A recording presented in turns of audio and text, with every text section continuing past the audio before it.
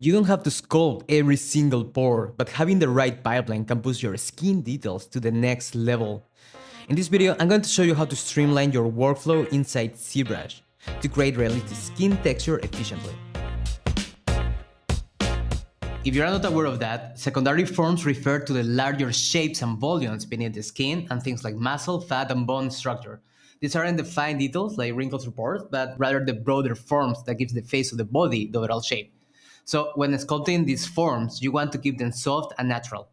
Avoid sharp edges or harsh transitions. The best advice is that I can give you. Online, you can find loads of websites that let you download 3D scans for free, for you to analyze and play with it. What you are going to find out is that the secondary forms are smooth overall. So when sculpting these forms, avoid any sharp and strong angles. I have reviewed thousands of works from my students, and here is where I found the major problems. If you don't get the secondary forms smooth, your character probably won't look right, so I recommend you to pay closer attention. As a resource, I really recommend you the book Anatomy for Sculptors. These books do an incredible job of breaking down the human body, especially the facial anatomy, in a way that is easy to understand and apply directly to your work.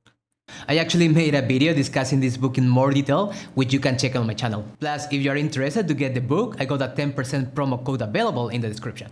So now that we got our secondary forms in place, let's move on to adding some initial texture to the skin by breaking up the surface with noise.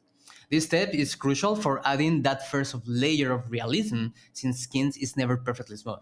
Now in Zbrush, I use the surface function to help me with that. So we're going to divide the noise in 3 separate layers. Let's implement the larger noise first. Create a layer and jump into the lower subdivision level. I'm using level 2 in this case.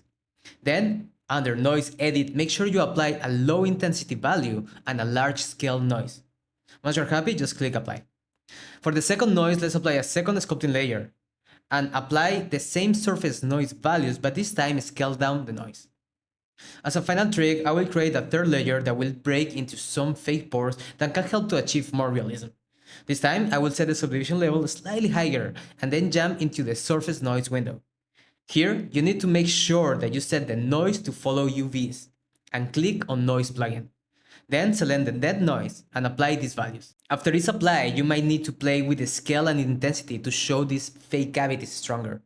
This is going to create a little bit of random imperfection around the skin that is going to help to make that skin more believable. And remember, the key here is about subtlety. You want to avoid overdoing and making the skin look too rough. This step is all about creating a foundation of textures that will build later on with more detailed work. Alright, so let's talk about the sculpting pores. You have 2 options here. Option 1, you sculpt every single pore one by one, but let's be real, who has time for that? Or option 2, you can use XYZ maps and get thousands of pores done in seconds. So you have 2 options, both have same destination, but way less stress this second one. You know, it's all about work smarter, not harder. Once you have one of the packs, the best approach is to separate every single RGB channel into separate textures. And then you're going to import each of these textures as an alpha source inside Zbrush. So in Photoshop, select every channel separately and transform the document into a grayscale. Then it's just about saving each channel on a different file. Just as a personal note, regarding VFace pack, the red and the blue channel are the most relevant to use. Once you have everything together, let's open Zbrush and load the red channel map as an alpha and flip the alpha vertically. Create a new layer, and under Tools Displacement you can load your red channel map. Here I recommend you to use a higher value than usual, so later on you can play with the layer. Just hit Apply. Create a second sculpt layer and do exactly the same thing but for the blue channel. Now at this stage you can already feel how believable start getting the skin.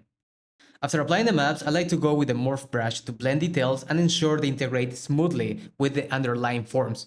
This step is crucial to maintain a natural look and avoiding any harsh transitions or overlay detailed areas that may look out of place. And to be honest with you, XYZ maps are the ultimate time saver when it comes to skin detailing. They come with fully loaded albedo, utility, normal, and cavity maps, all perfectly aligned and ready to go. No need to spend hours manually adjusting and aligning everything. Just drop it in and you got realistic high quality skin textures in seconds. Again, it's just a starting point, but it's going to save you tons and tons of time. It's the easiest way to get professional results without the hassle. A lot of students in Art Heroes also ask me this question. That happened actually quite a lot, and to be fair, it happened to me some few times.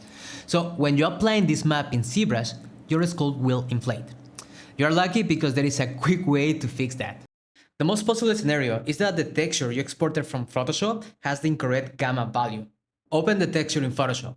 Then just go into Edit, Transform, Exposure. Here the only thing that you have to do is set the gamma value to 0.45.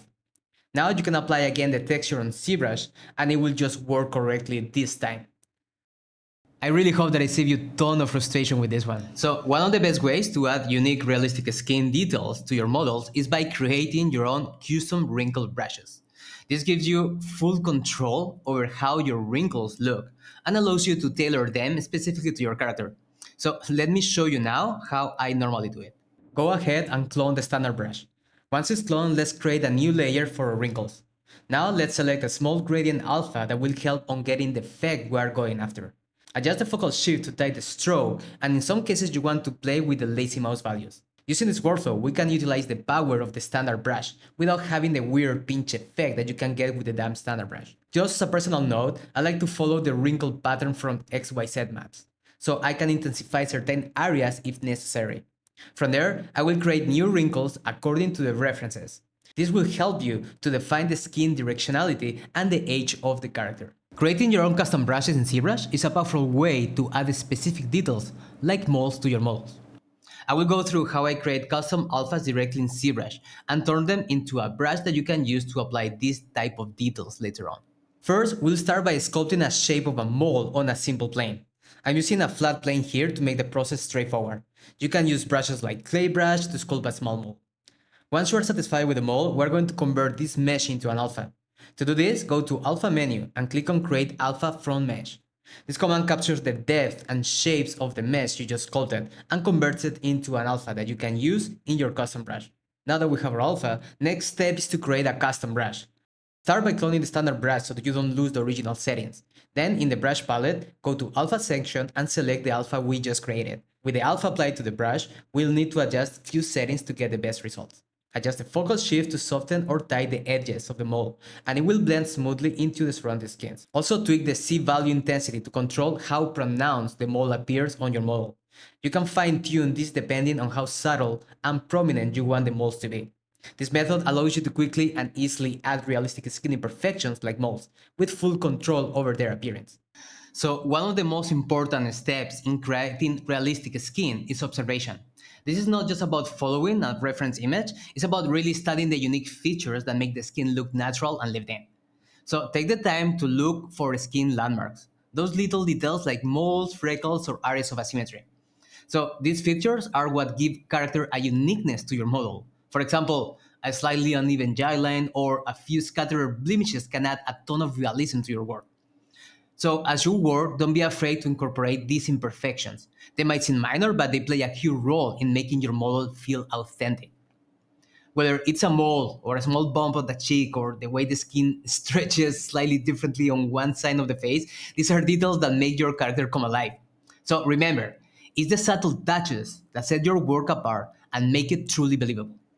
Observation is key, so keep your eyes open, study your reference closely, and bring those unique skin landmarks into your sculpting process. So regarding the export process, it's very simple. The only thing that you have to go is go to Step plugin and enable multi-map exporter. Here you're going to find the displacement and the normal map. Something very important, if you activate subtools, it's going to create a displacement map for every single subtool that you have listed. We're going to set the map as much as possible to 8K, the map border to 16, and flip vertical so the map get flipped on during export. And then here under export options, we're going to set different things. First, we need to set from which level subdivision the map is going to be generated. From here, we're going to make sure that we activate smooth UVs, 3 channels, and 32-bit. Also be sure that you set your scale to 1. It's very important. Something as a side note that I find kind of relevant, Adaptive is supposed to make the displacement export better, but it will increase your export time dramatically. And from my personal experience, I found out that it doesn't make any single difference. If it makes any difference, it's almost, you cannot appreciate it. So I recommend you to turn it off, all right? Also very important, make sure that you set your file names accordingly so you can create the every export with the proper suffix. And if you happen to use UV tiles or UDMs, make sure that you activate UDM here. Regarding the normal map, it's going to be more simple. Again, we're going to generate the map from the subdivision level that you feel like, in this case, number 1. And then from here, we're going to hit tangent, adaptive, smooth normals, okay? And depending on the render engine, if it's OpenGL or Direct, you are going to flip the green channel. That's up to you.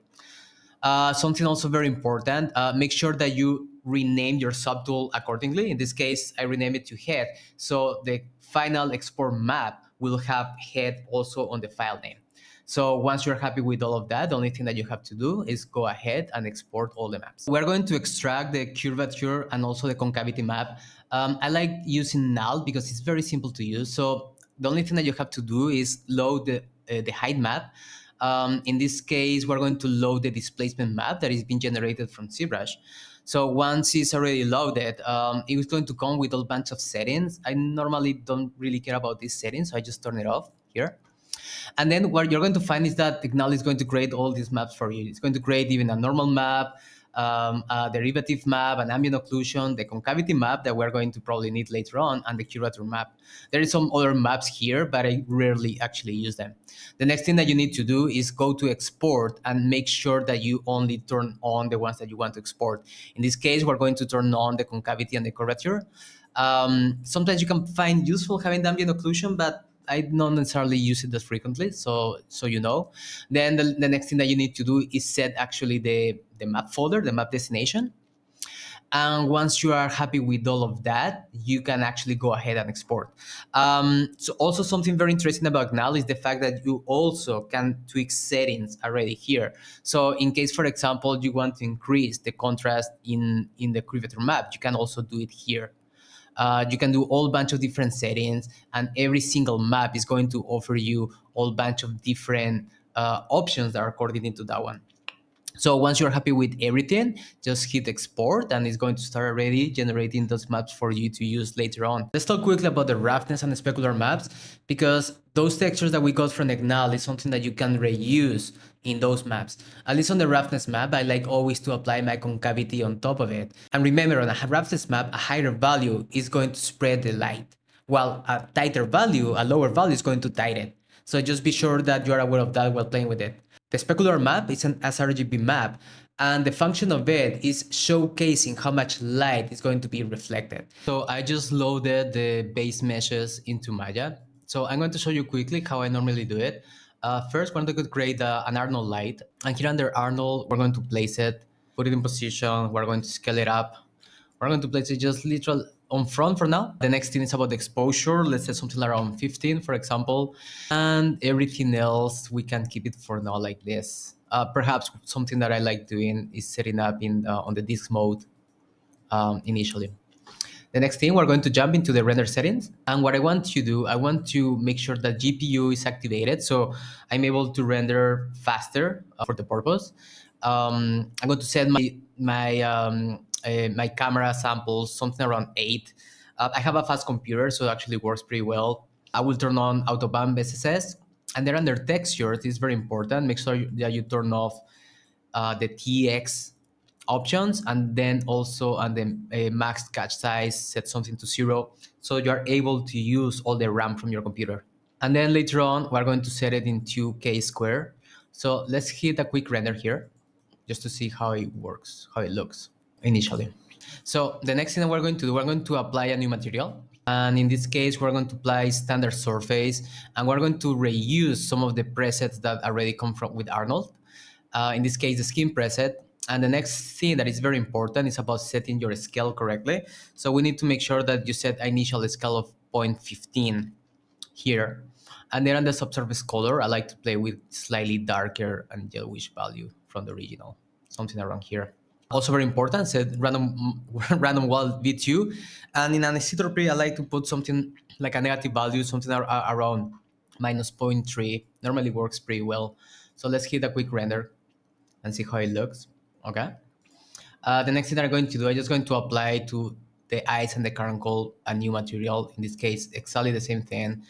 We're going to apply also the Arnold surface shader and apply a skin preset. We're going to set the value to something around even point one. I think it should be enough. And the random wall something around V2, at least for the current call. Probably for the eyes, now I think the best is actually applying another surface and do exactly the same thing, with the only difference that we're going to make sure that is set to white, and the roughness we're going to set something like a point one. So right now we have like initial setup just to start rendering and testing how we can hook the displacement into the shader. But before doing that, something very important, you need to make sure that you activate under the shape node, you need to make sure that you activate subdivisions. So we're going to say, make sure that cut clar is set to 4, and then object linear. And then the last thing that I like doing, I like normally to under auto bump, I like to enable auto bump here. This is very important. Now let's jump into the shader. So now I'm just going to grab my skin shader, and I'm going to click these two arrows just to be sure that I'm able to see what is hooked here. And now we're going to make a very simple setup. First, we're going to call a texture. In this case, we're going to call the initial displacement map. Make sure that you go under utility and you set it into raw. This is very important. So we're going to quickly just apply it into the displacement shader. Perfect. We have already our displacement. Something as an additional tip, you go to AOVs, I really recommend you to activate the normal AOV. Normally you will have it here, so you make sure that you put it here into active AOV, and now at this stage you are able to analyze how the displacement is behaving. So we have our initial displacement already plugged, and it seems to be working just fine. So the next thing that we're going to do, we're going to quickly go ahead and mix this map already with the texturing XYZ. So we're going to do exactly the same thing. We're going to go to File Texture, and here under File Texture, I'm going to load. In this case, I'm going to load already the RGB channel, which should be this one here. And normally these maps are already offset. So the next thing that we need to do, we need to be sure that we set the range, and then we kind of offset all the values 0.5. So I already have a preset here, so I don't do it all the time. So if you copy paste these values, you're going to get all the initial mid 50 values that from the XYZ map and put it into a value from 0 to 1. So this way we are able to mix both maps together inside inside Maya. And then after this, normally what I like doing, I like to apply a multiply divide node. The reason why is because this way I'm able to activate how sharp or not is every channel. In some cases, like for example the green channel, I don't like to even set it out in the map, and in a lot of cases the red channel also don't want to. So I'm going to just for now just plug the blue channel, which is the one that I need. And for the displacement map, I'm going to do exactly the same thing. That's something that I normally wouldn't use, but I'm going to leave it in one just for now to be sure in case I need to take out a little bit of detail. Meanwhile, I'm able to combine both maps. The next thing that you need to do is just create a NAT node here where you are just adding one on top of the other one.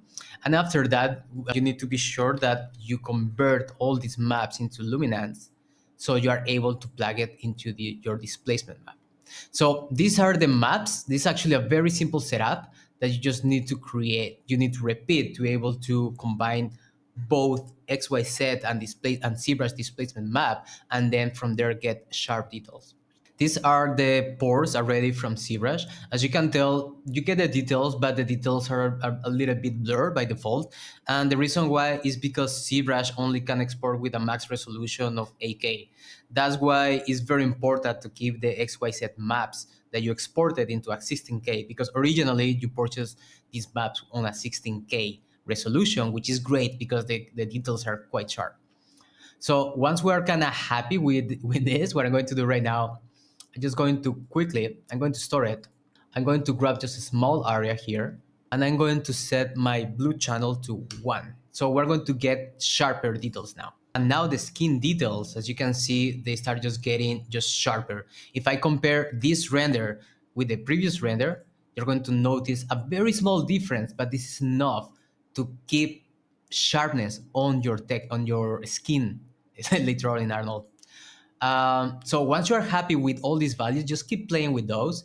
The next thing that I would like to do, just to keep all this skin setup simple, We're going to plug already the roughness and also the specular map that we created previously. So I'm going to unpin this tab and I'm going to get my roughness map.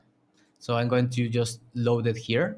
So if final run should be somewhere here. I'm going to plug my roughness map. Make sure that your roughness map is set to raw, and very important, active alpha is luminance, otherwise it won't work.